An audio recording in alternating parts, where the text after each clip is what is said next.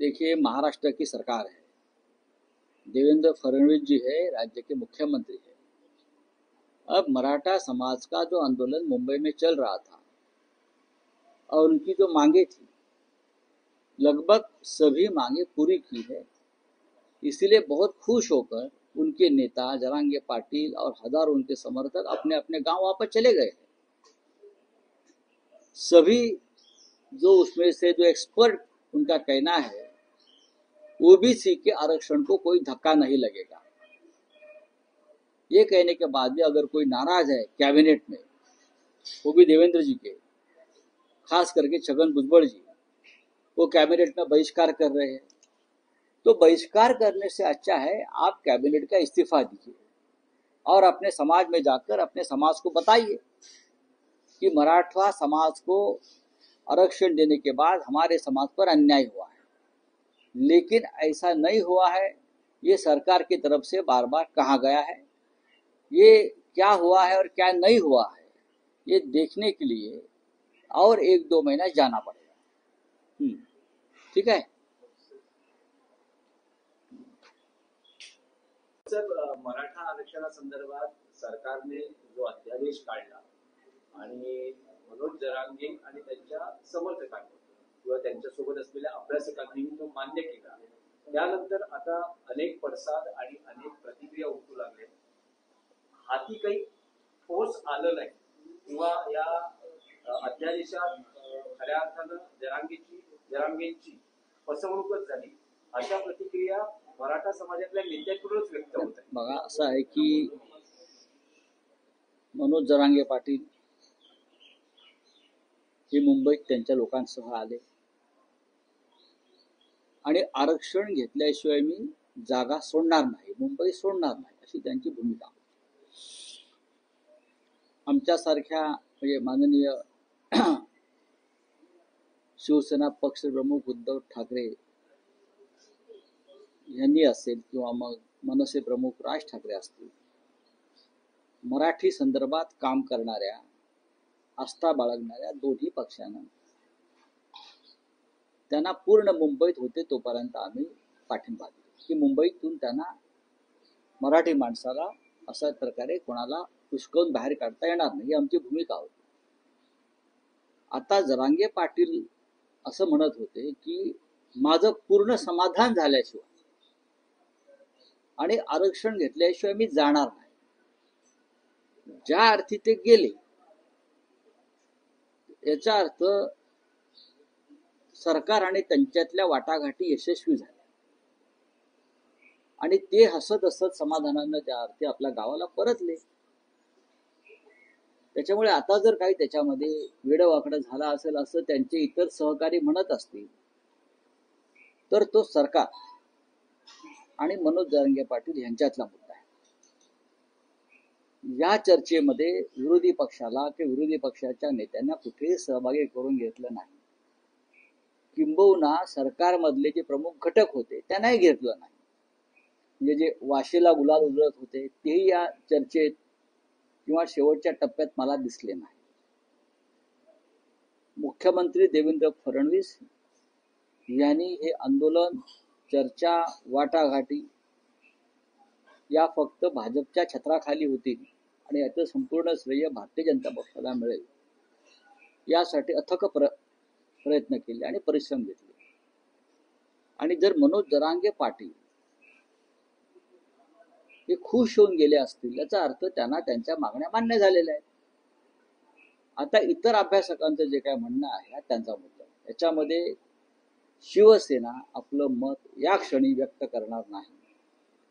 मराठा समाजातल्या तरुणांना मनोज जरांगे पाटील म्हणतायत त्यानुसार लाभ झाला असेल, होणार असेल, तर त्याचं आम्ही स्वागत करतो।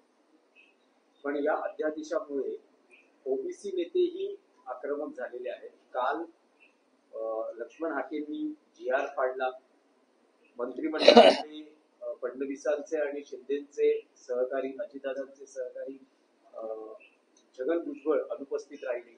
त्यांनी त्यांच्या अभ्यासकांच्या माध्यमातून आता पुन्हा या GR छगन भुजबळ यांना राष्ट्रवादी काँग्रेस पक्षानं मंत्रिमंडळामध्ये जागा दिली नव्हती.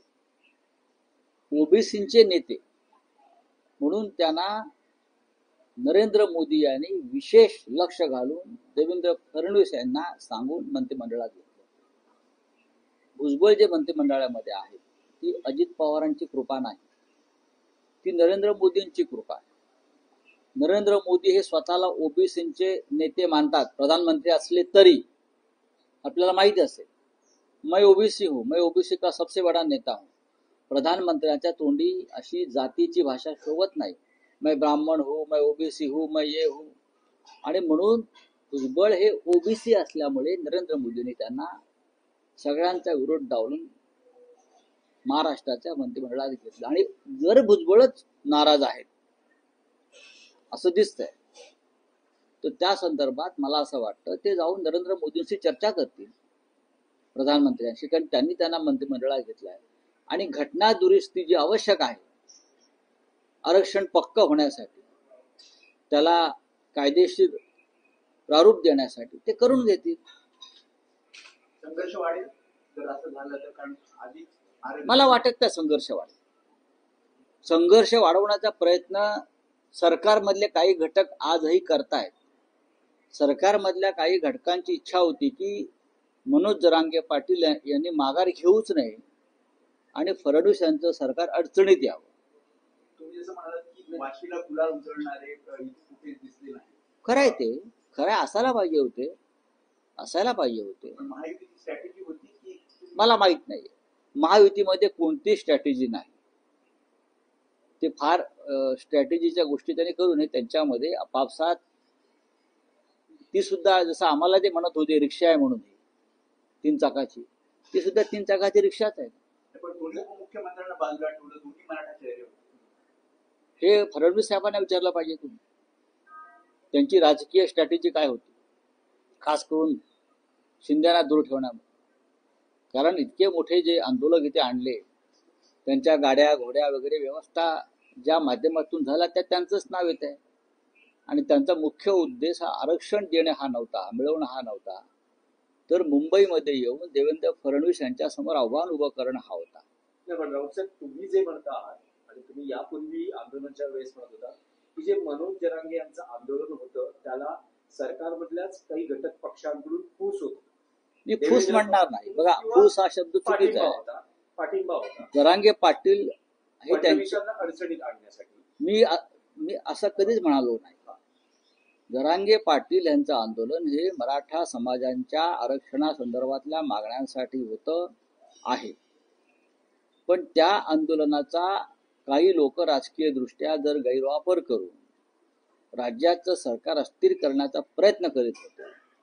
पण देवेंद्र फडणवीस यांनी उच्च न्यायालयाच्या निर्णयानंतर तात्काळ जी पावलं उचलली, त्यानंतर ज्यांना हे सर्व घडवायचं होतं त्यांच्या त्या संपूर्ण योजना बारगळल्या. नाही, पण आता मराठा समाजातले नेते जे प्रतिक्रिया व्यक्त करतात की मनोज जरांगेची फसवणूक झाली आहे, या जी आर मध्ये तसं काही विशेष नाही, जे पूर्वी होतं तेच आहे. तर या ज्या प्रतिक्रिया आहेत त्याही तुम्हाला अशाच राजकारणाचा भाग वाटतात. आज या क्षणी समाजामध्ये मनोज जरांगे पाटील यांचं नेतृत्व हे शिखरावर आहे. त्याच्यामुळे जर मनोज जरांगे पाटील हे पूर्ण समाधानी असतील आणि त्यांच्या समाजानं जर त्या दिवशी फटाके वाजवून गुलाल वाजवून आनंद व्यक्त केला असेल तर मला वाटतं त्याच्यामध्ये आता फार चर्चा न करता हा विषय संपला असं मान्य केलं पाहिजे. तुम्हाला छगन भुजबळ यांची नाराजी ही खरी वाटते की भुजबळ पुन्हा ओबीसीचं नेतृत्व, कारण जी ओबीसी उपसमिती नेमली महाराष्ट्रामध्ये त्यात भुजबळ अध्यक्ष होते, त्या जागी आता बावनकुळे अध्यक्ष आहेत आणि ते भुजबळ सदस्य आहेत. महाराष्ट्रामध्ये महाराष्ट्र जातीपातीमध्ये इतका कधीच फाटला गेला नव्हता. प्रत्येक जातीसाठी उपसमिती हे या राज्यातलं चित्र कधीच नव्हतं. दुर्दैवाने गेल्या 10 वर्षामध्ये ज्या प्रकारचं राजकारण या राज्यात आणि देशात जाती पोटजाती उपजातींचं सुरू आहे, हा मूळ विचार महाराष्ट्राचा नाही किंवा पुरोगामी महाराष्ट्राचा नाही.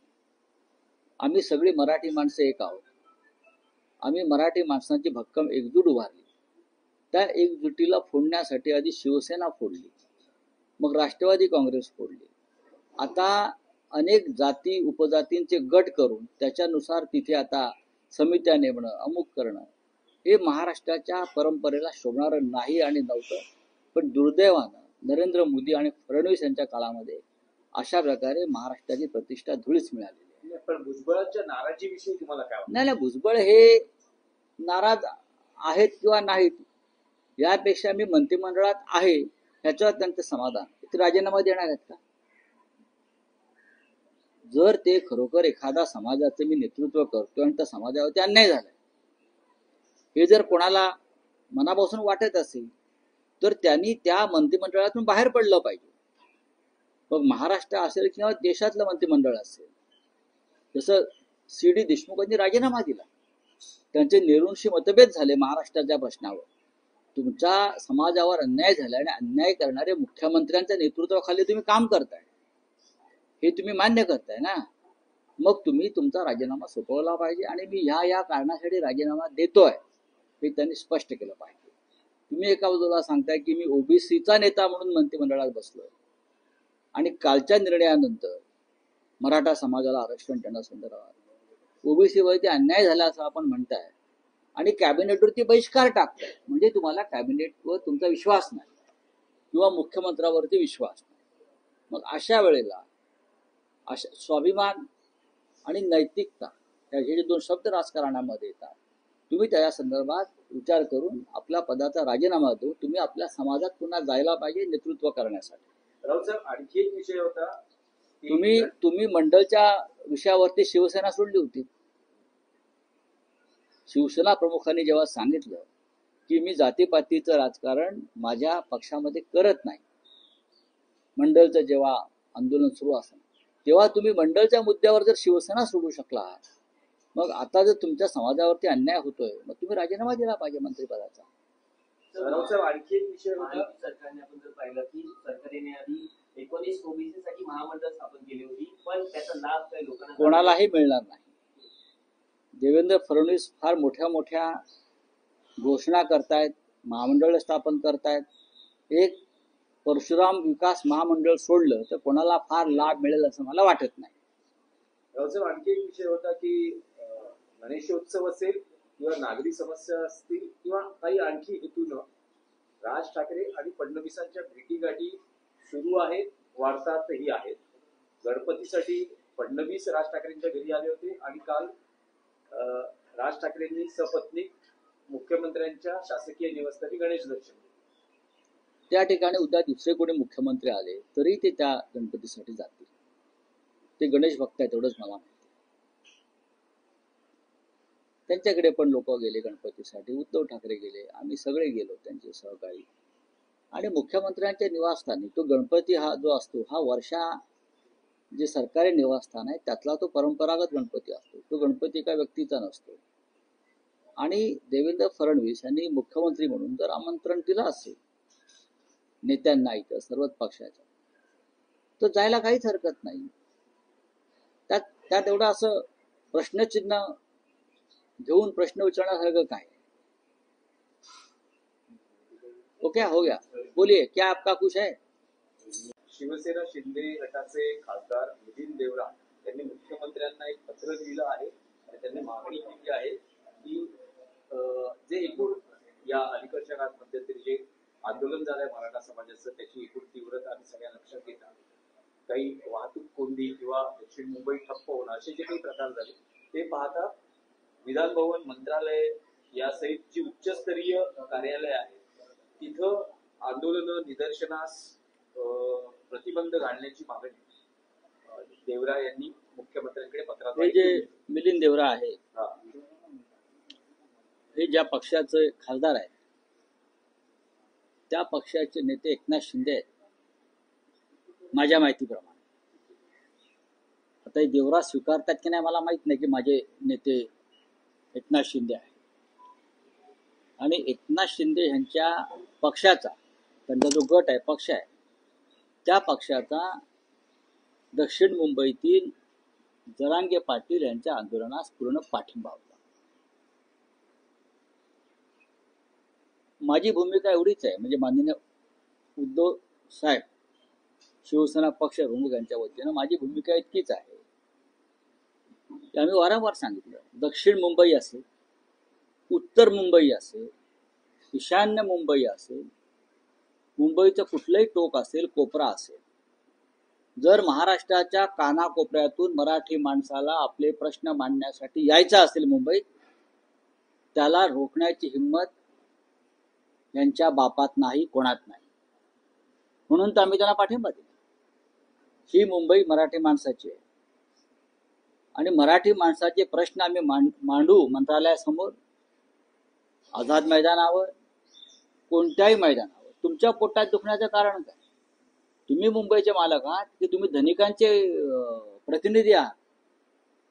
तुम्ही ज्या पक्षाचं नाव सांगताय त्या पक्षाच्या बॅनरवर हिंदू हृदय सम्राट शिवसेना प्रमुख बाळासाहेब ठाकरे यांचा फोटो आहे.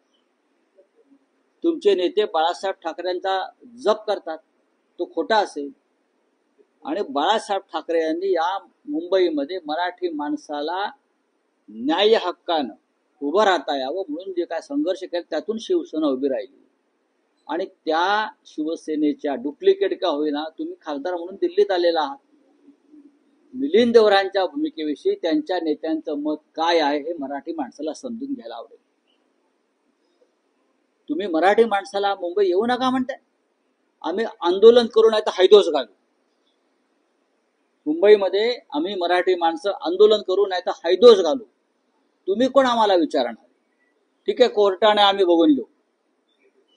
राज्याच्या मुख्यमंत्र्यांनीही रोखलं नाही. त्यांनी अत्यंत संयमानं आणि समजूतदारपणानं मराठी माणसाला मुंबईत येऊ दिलं. मी त्याबद्दल त्यांचं अभिनंदन करेन. मी वारंवार केलेलं आहे. तुम्ही कोण? जो पक्ष सरकारमध्ये आहे आणि जो पक्ष स्वतःला बाळासाहेब ठाकरेंचा पक्ष म्हणून घेतो, डुप्लिकेट का होईना म्हणून म्हणतो हा अमित शहाचा पक्ष. मी जे म्हणतो की एकनाथ शिंदे यांचा पक्ष हा अमित शहाचा पक्ष आहे, हा धनिकांचा पक्ष आहे. आणि मिलिंद देवरा हे दक्षिण मुंबईतल्या धनिकांचे आवाज म्हणून त्यांनी मराठी माणसांनी इथे येऊ नये. दक्षिण मुंबईत, ह्या मुंबईत मंत्रालयासमोर आम्ही येऊ, आझाद मैदानात आम्ही जाऊ, आम्ही पेड रोडलाही जाऊ. खरं म्हणजे या आंदोलकांनी पेड रोडला आंदोलन करायला पाहिजे, कारमायकल रोडला आंदोलन करायला पाहिजे होतं. मलबारीला जाऊन त्यांनी आपली मुंबई पाहायला हवी होती. पुढल्या वेळेला जेव्हा आंदोलक इथे आले तर मी त्यांना विनंती करेन की पेडर रोड सुद्धा आपला आहे, मलबार हिलचा वस्त्या आमच्या आहेत, ही अख्खी मुंबई आमची आहे. तुम्ही कोण आम्हाला सांगताय? मुख्यमंत्र्यांचं उत्तर सोडून द्या. त्यांच्या पक्षाचे जे नेते आहेत ना त्यांनी याच्यावर सांगायला पाहिजे. मिलिंद देवरा जे म्हणतायत की मराठी माणसानं दक्षिण मुंबईत येऊ नये, दक्षिण मुंबईचा सातबारा काय या धनिकांच्या नावावर लिहून दिलाय का आम्ही? धन्यवाद. आणखी एक विषय होता, देशातला खूप महत्वाचा विषय आहे. जीएसटी रिफॉर्म संदर्भात जी घोषणा केली होती त्याची आता अंमलबजावणी होते. घटस्थापनेपासून ही अंमलबजावणी आहे ना, बरोबर आहे. आता हळूहळू आता मोदींना कळायला लागलंय की लहान व्यापारी, मध्यमवर्गीय, सामान्य माणसाला कसा त्रास होतो, जे आम्ही इतके वर्ष बोलत होतो. आता बघू किती फायदा होतो सामान्य माणसाला. क्या है